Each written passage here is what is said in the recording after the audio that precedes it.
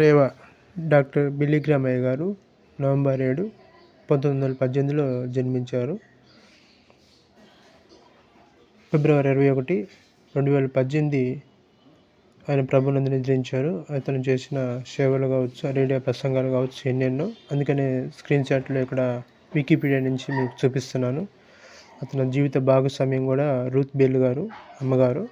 అతనికి 5 పిల్లలు. ఇక్కడ చదివి చూపిస్తున్నాను. తర్వాత ఆయన ఎక్కడెక్కడ పనిచేశారు, ఏం సాధించారు, ఎక్కడెక్కడ న్యాయవాదిగా మొదట పనిచేస్తూ వచ్చారు, తర్వాత దేవుని సువార్తగా ఎట్లాగా వచ్చారు, అతను ఏ ఇన్స్టిట్యూట్ బైబిల్ సంబంధించి నడిపించారు, అవన్నీ స్క్రీన్ షాట్ రూపంలో చూపిస్తాను. పిల్లలు కూడా ఉన్నారు, వాళ్ళ పేర్లు కూడా మీరు చూడవచ్చు, ఆడ ఉన్నాయి. మతపరమైన చర్చలు కూడా జరిగించారు. ఇది మతం కాదు, మనసు, జాతి, కుల వివక్షణ అంతా కూడా తీసేసి చక్కగా పనిచేసినటువంటి వ్యక్తి. ఇంకా అతని గురించి ప్రతిదీ కూడా మీకు ఇక్కడ స్క్రీన్ షాట్ రూపంలో చూపించారు, మీరు చదవచ్చు, చూడవచ్చు. ఎక్కడెక్కడ ఏం పని చేశారు. అద్భుతమైన గొప్ప దైవజనులు, 250 కోట్ల మంది మారు మనసు పొందే విధంగా గొప్ప ప్రసంగికుడు, గొప్ప వేత్త. ఆయన గురించి ఎంత చెప్పినా తక్కువే. ఇంకా సాక్ష్యంలోకి మనం వెళ్దాం, సాక్ష్యం విందాం, ఆయన జీవితంలో ఏం జరిగింది. అద్భుత సాక్ష్యాన్ని మీకు చెప్పబోతున్నాను. బ్రదర్ మ్యాథ్ని గారు అద్భుత సాక్ష్యం. డాక్టర్ బిల్లిగ్రామ్ అయ్య గారితో పాటు 10 మంది పరిచారకులు అతనితో పాటు సేవలో ఉండేవారు. అతను చేస్తున్న సేవలో వాళ్ళు కూడా సహకారులుగా ఉంటుండేవాళ్ళు.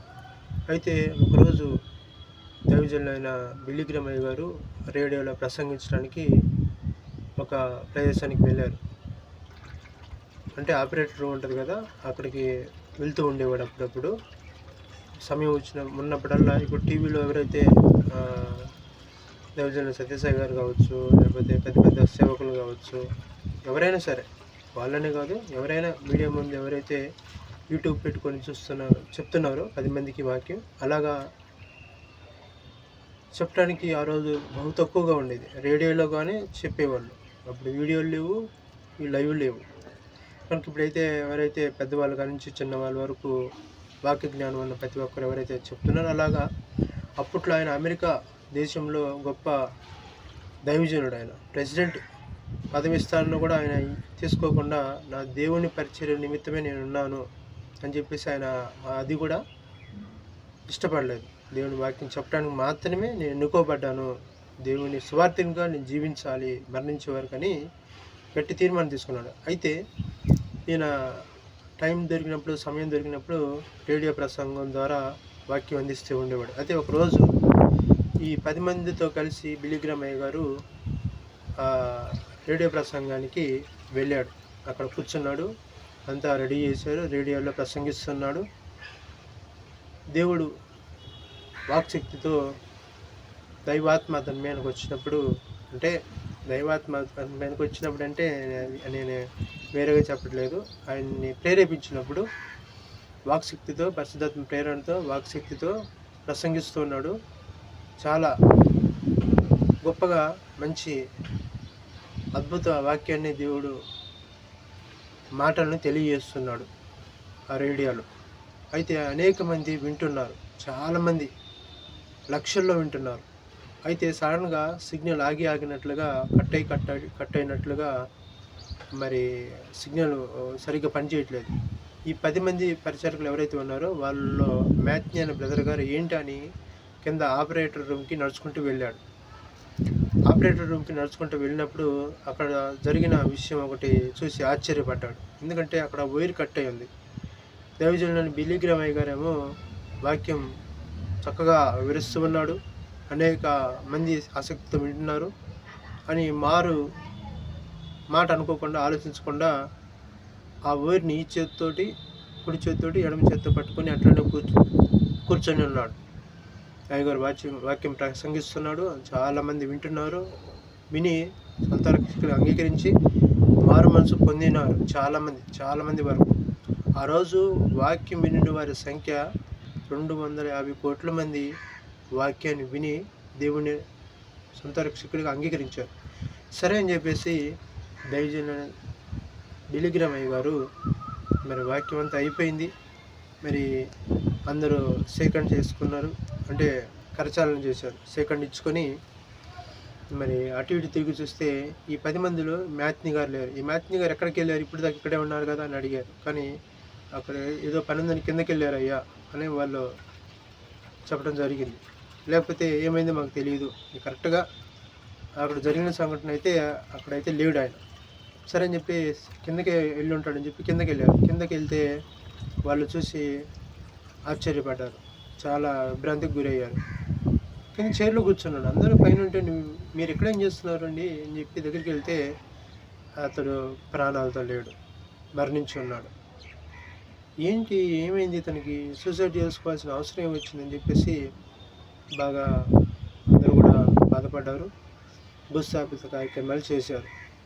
సరే అని చెప్పేసి పోలీసు వారు ఎంక్వైరీ చేయమని చెప్పారు. ఎంక్వైరీ చేస్తున్నప్పుడు వాళ్ళకి టెక్నాలజీ పరంగా కూడా సీసీ ఫుటేజ్ కెమెరా లాంటివి అందుబాటులో ఉన్నాయి. సీసీ ఫుటేజ్ పరిశీలిస్తే ఆ సీసీ ఫుటేజ్లో ఆశ్చర్యకరమైన సంగతులు, వాస్తవ్యాలు బయటపడ్డాయి.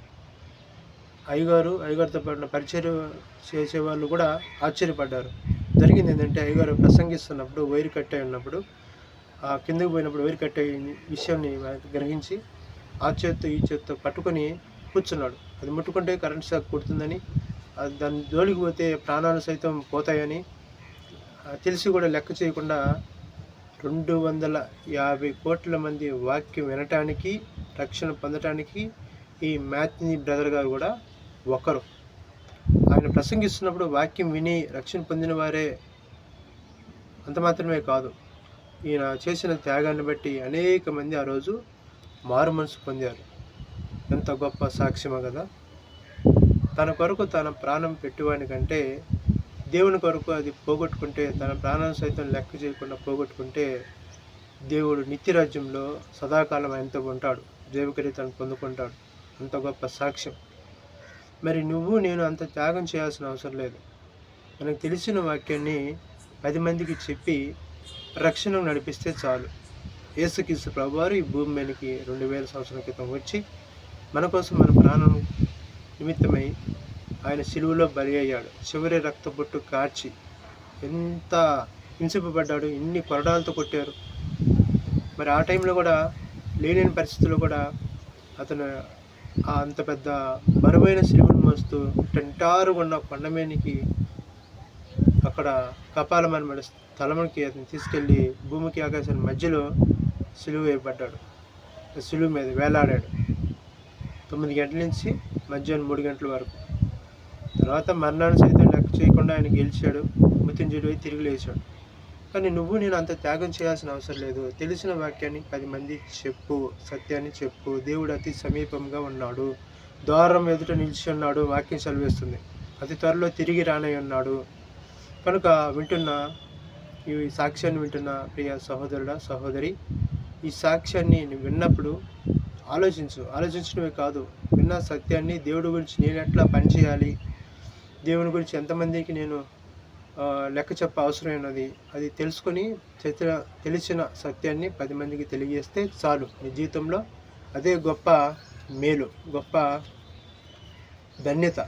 కనుక సమీపమైనది ఆయన రాకడా.